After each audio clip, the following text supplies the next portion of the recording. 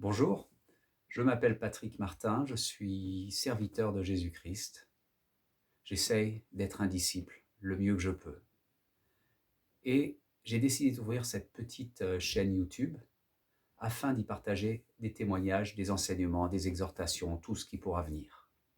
J'ai appelé cette chaîne Jésus-Christ est vivant parce que c'est le message central de notre foi. En effet, si Jésus était mort et qu'il était toujours aujourd'hui dans son tombeau, comme le sont Bouddha, Confucius ou encore Mohammed et bien d'autres, eh bien, nous croirions en vain.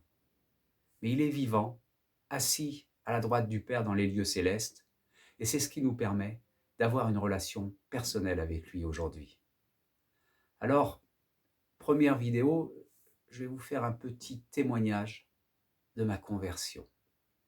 Alors je demande, Seigneur, que ce témoignage puisse toucher beaucoup de monde, que des âmes soient réellement touchées et que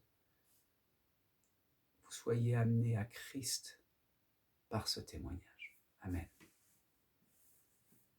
Alors tout d'abord, je suis né dans une famille catholique pratiquante, plus ou moins pratiquante. Ma mère allait à l'église régulièrement, mon père un peu moins, et elle nous obligeait à y aller avec elle. C'était notre petit rituel du dimanche. Mais je ne me plaisais pas dans l'église du tout. Les bâtiments immenses, austères, le ton obséquieux du prêtre, les rites et les cérémonies que je comprenais absolument pas. Et donc, je me suis rendu compte des années après que c'était de la religion et que ça n'avait rien à voir avec la relation qu'on puisse avoir avec Dieu. Alors, il s'est passé quelque chose, j'avais 8 ans, 7 ou 8 ans environ. J'étais chez ma grand-mère que nous gardions tour à tour parce qu'elle était hémiplégique. Alors, les enfants se relayaient chez elle. Et je regardais quelque chose de miraculeux pour moi à l'époque. C'était cette boîte magique énorme. Elle avait une télé, nous n'en avions pas. Et c'était les grosses télés à incandescence de l'époque. Et à un moment donné, je regardais une émission qui devait être fantastique. Et tout d'un coup, j'entends un gros bruit. Et la télé s'éteint. Je cours pour remettre le bouton impossible. J'essaye autant de fois que je veux. Impossible. Et là, je me suis tourné vers Dieu. J'ai dit, Seigneur, si tu remets en marche cette télé, je croirai en toi toute ma vie. La télé s'est remise en marche à la première pression. Alors, j'ai dit à Dieu, donc je croirai toute ta vie, mais je l'ai oublié par la suite. Et j'ai passé une grande partie de ma vie sans penser à Dieu du tout. Ensuite, j'ai grandi. Je suis parti dans le monde. J'ai fait de ma vie du, du business, de la compétition sportive, tout ce que je pouvais faire, mais très loin du Seigneur. Mais en même temps, un jour, je me suis dit, ça n'avait rien à voir avec une prière consciente à Dieu, mais pourtant, extérieurement, tout allait bien. Et je me suis dit, mais quelque chose ne va pas dans ma vie, il me manque quelque chose. Il y avait un vide profond dans mon cœur. Et je dis, il faudrait que je change de vie. Pourtant, ça allait, mais il faudrait que je change de vie.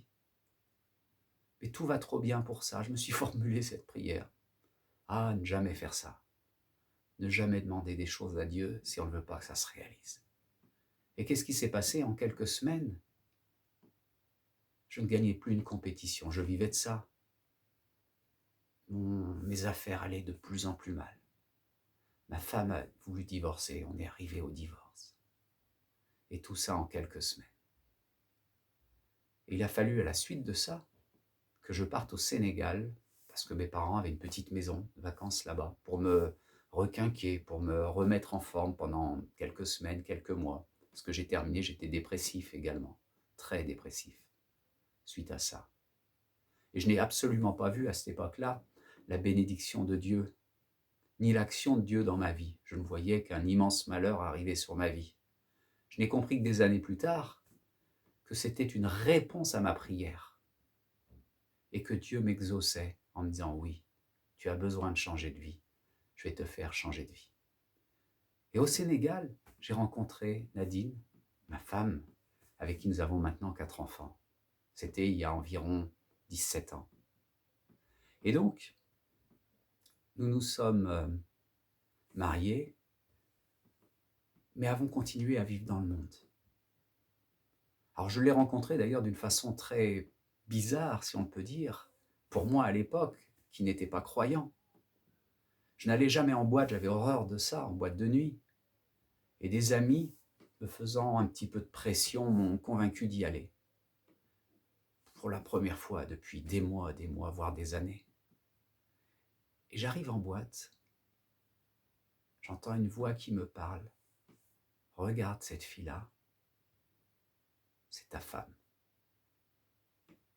Imaginez, en boîte de nuit, en Afrique, je vois une fille qui est derrière un bar et une voix qui me dit c'est ta femme. Quel pourcentage de chance avais-je de trouver ma femme dans une boîte de nuit, dans un milieu où il y a autant la drogue, l'alcool, la prostitution? Et pourtant j'ai cru cette voix. Et aujourd'hui, nous sommes mariés, toujours mariés, pour le meilleur. Alors, là-bas j'ai travaillé dans le monde. Je ne m'étais pas écarté, ça ne m'avait pas marqué plus que ça. Bon, Dieu m'avait trouvé ma femme, oui, c'était une chose, mais pas plus que ça. Mais ensuite, je me suis mis à pécher. Je péchais déjà avant, mais j'ai commencé à tromper ma femme, assez vite. Et puis, vous savez, la Bible dit, le salaire, celui qui pêche devient esclave du péché. Et c'est ce qui m'est arrivé. J'ai commencé à la tromper plus et plus et plus. C'est devenu une véritable maladie. Jusqu'au point que j'avais une double vie complète, avec une autre femme pendant des années. Nous n'étions pas mariés avec la deuxième, c'était purement de l'adultère. Mais ma conscience ne me travaillait pas trop. Parce qu'il faut dire qu'au même moment, je m'étais mis à chercher la vérité. Le problème, c'est que la vérité, je la cherchais du mauvais côté. Je la cherchais dans l'ésotérisme, dans le nouvel âge, dans l'hindouisme. Et je lisais tellement de livres pour que cette vérité que je croyais être puisse m'apporter la paix, cette paix qui, au fur et à mesure que je la cherchais, reculait davantage. Et à vrai dire, je n'étais jamais en paix, ou des moments tellement courts. Et j'avais lu d'ailleurs, sur 1000 personnes, une cherche Dieu. Et sur 1000 qui cherchent Dieu, une le trouve. Imaginez, la barre était placée haut, très très haute pour moi. Alors, les choses ont évolué. Je me suis embourbé, devenant de plus en plus menteur, devenant de plus en plus même malhonnête dans les affaires, n'ayant pas peur de voler le fisc et de voler les gens. Et oui, le personnage était en train de sombrer de façon lamentable. Et ça aurait pu continuer jusqu'à aujourd'hui, mais il s'est passé quelque chose.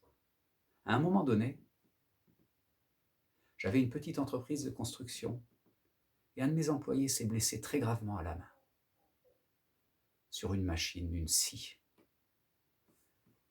à tel point que nous étions tous un peu horrifiés de ce qu'on voyait, et on a fait un énorme bandage, on l'a emmené à l'hôpital, et le chirurgien, quand il l'a vu, m'a dit, a priori, on va l'amputer demain, parce que sa main et son avant-bras ne sont pas trop récupérables. Or, nous n'avions pas du tout le moral par rapport à ça. Et cet employé était dans une chambre de l'hôpital, mais des chambres communes, ils étaient 5 ou 6, et les médecins infirmières sont rentrés pour faire des soins.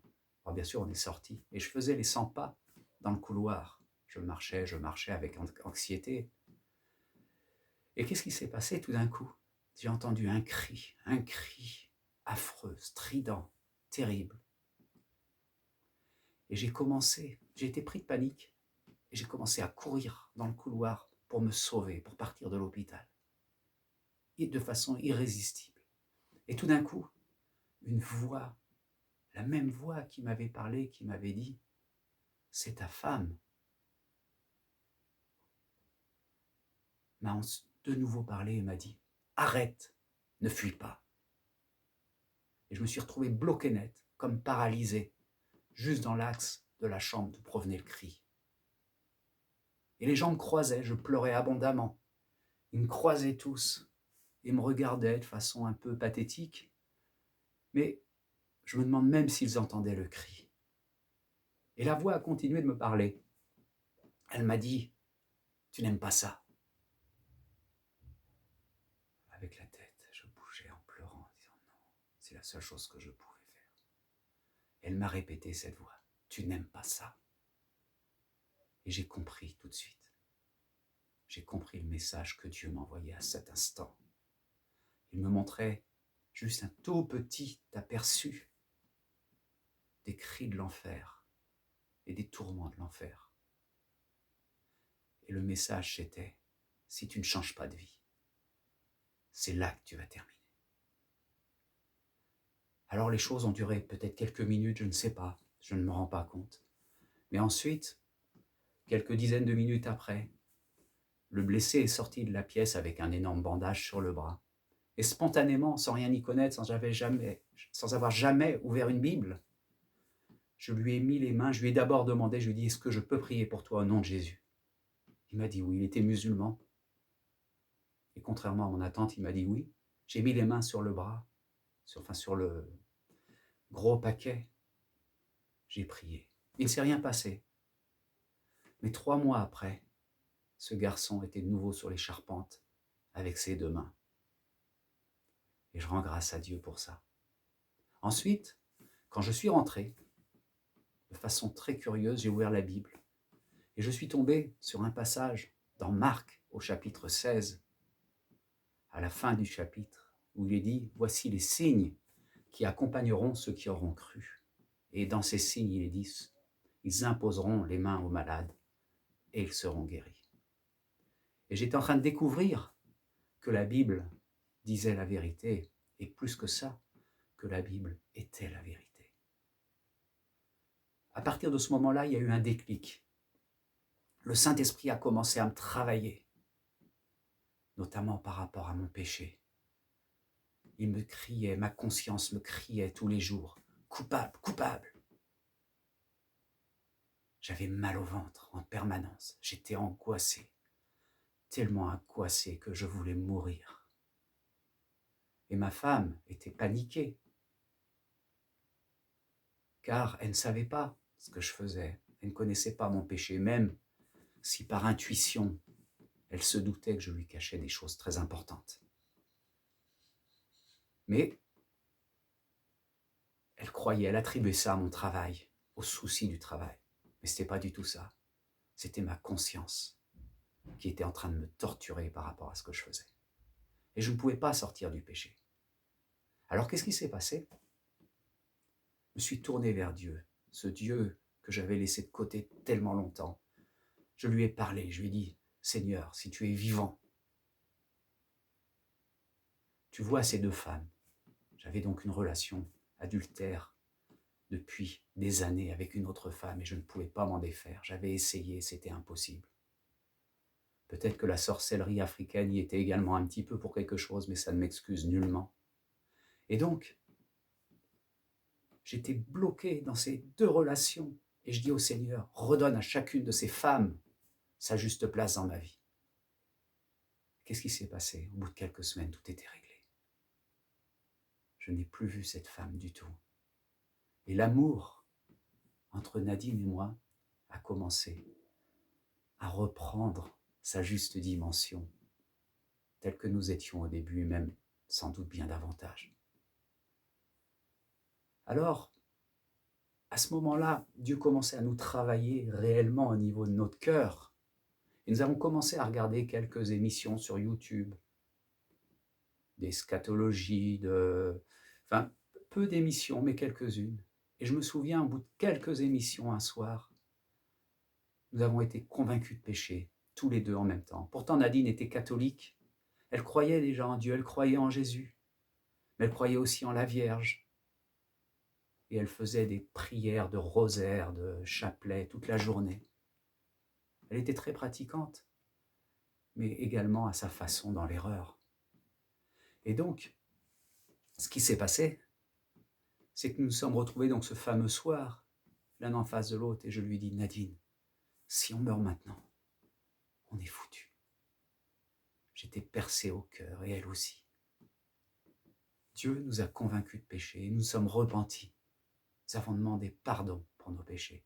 Pardon pour avoir vécu si loin de Dieu pendant tout ce temps.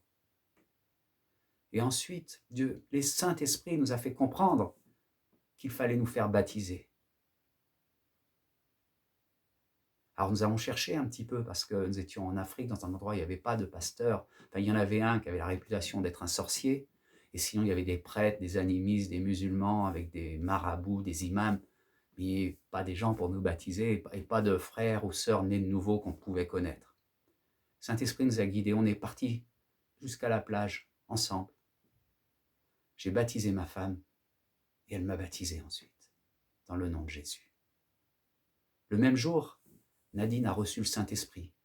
Alors qu'elle faisait la vaisselle, en louant, elle s'est mise à parler dans des mots absolument incompréhensibles pour moi, à tel point que j'ai cru qu'elle était folle.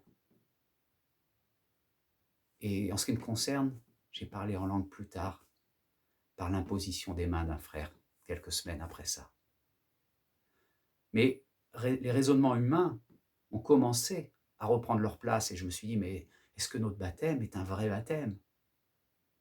Alors j'ai écrit à un pasteur de renom en France, sur son blog, pour lui expliquer toute la situation, lui demander son avis. Il a retiré aussitôt, d'ailleurs, mon intervention du blog, mais il m'a écrit en privé, il m'a dit « J'ai retiré votre commentaire parce que les gens religieux ne vont pas comprendre. Mais oui, votre baptême est valable. Ça a été guidé par le Saint-Esprit. Et ce qui est important, c'est celui qui est baptisé et Dieu qui baptise. » Il dit « Je n'encourage pas les gens à faire comme ça, mais vous n'aviez pas le choix. Vous avez obéi. » Et à partir de là, notre vie a commencé à changer réellement. J'ai continué, si on peut dire, à prier pour les malades dans la rue. J'ai vu des guérisons, même des guérisons très spectaculaires. On a commencé à parler de la parole. On était en feu, on ne pouvait plus s'empêcher de parler de Jésus à tous les gens qu'on croyait, tous les gens que l'on voyait, même jusqu'à les énerver, que ce soit ma famille, que ce soit nos amis.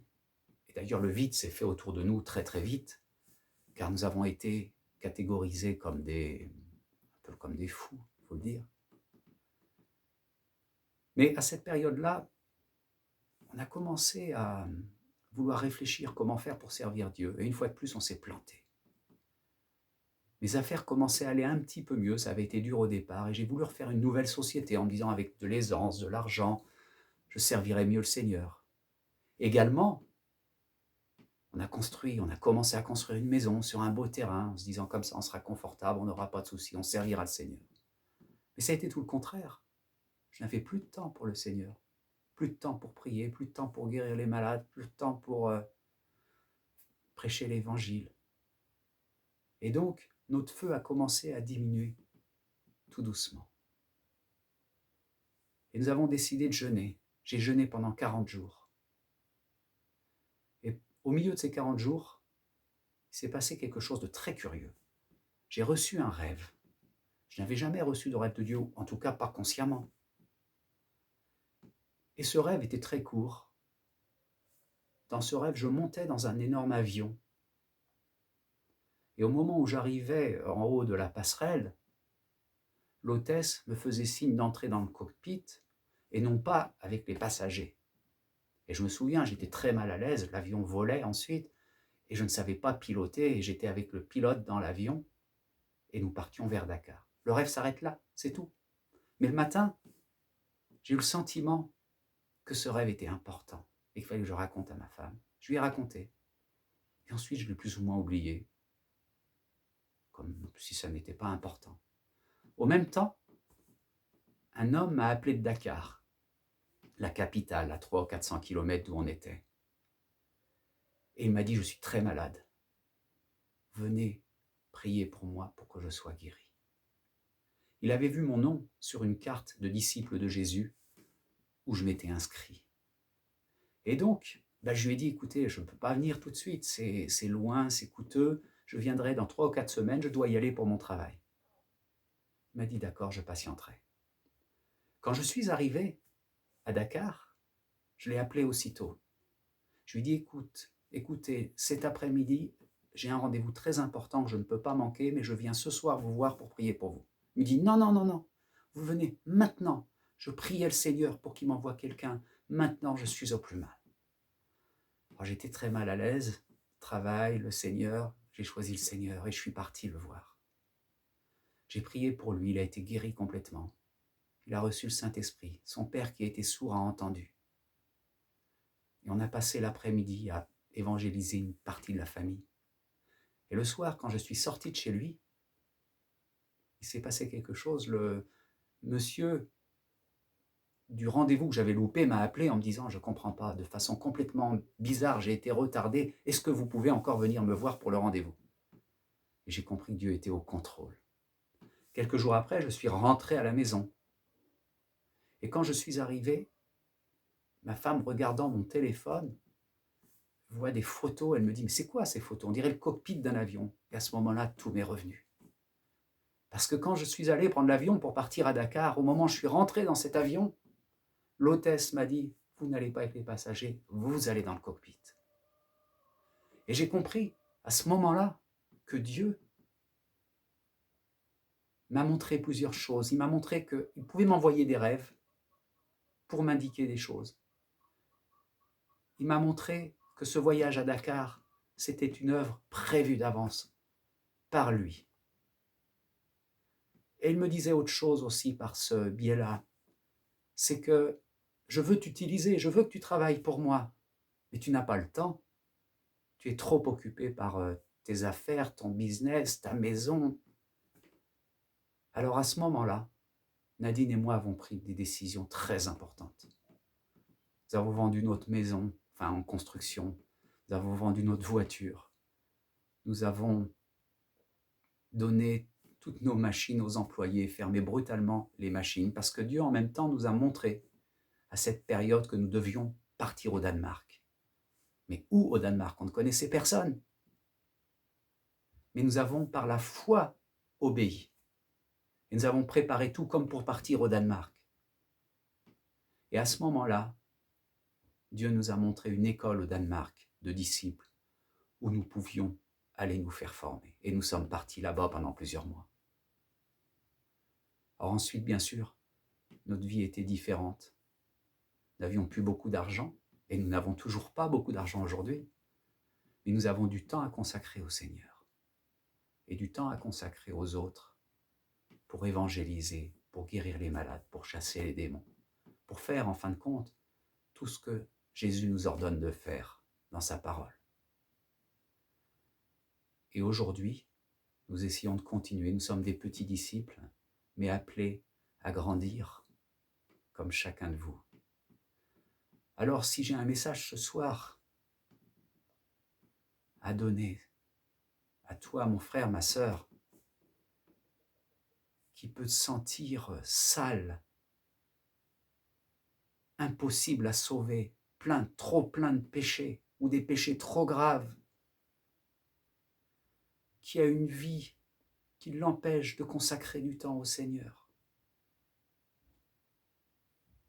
Je t'encourage, mon frère, ma sœur, à te repentir de tes péchés, à te tourner vers Dieu, à te tourner vers Jésus-Christ, à lui offrir ta vie. Et il va intervenir dans ta vie comme il a intervenu dans la mienne.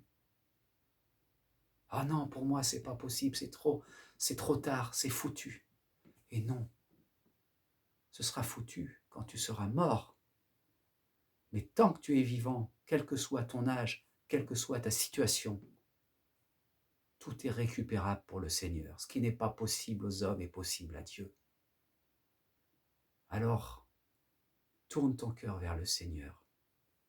Prends-le comme ton Sauveur et Seigneur. Repens-toi de tes péchés. Sois baptisé par immersion. Et le Seigneur te donnera également le Saint-Esprit pour vivre dans cette nouveauté de vie. Imaginez, j'ai été converti à 53 ans. À 53 ans, je suis devenu un petit bébé dans la foi. Après une vie épouvantable,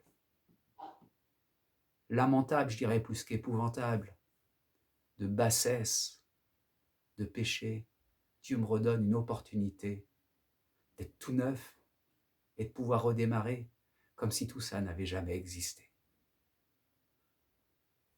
Alors ce soir, je fais une petite prière. Seigneur,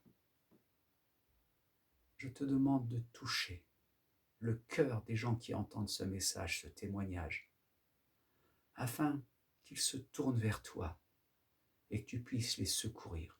Parce que toi, tu as déjà fait ce qu'il fallait au départ. Tu es venu mourir sur la croix pour porter le prix de leur condamnation. Et tu es ressuscité des morts après avoir été enseveli.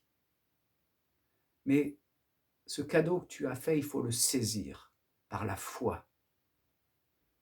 Alors, Seigneur, par ta grâce, donne ce grain de foi à tous les gens qui vont entendre, de façon à ce qu'ils puissent saisir ton cadeau et venir vers toi.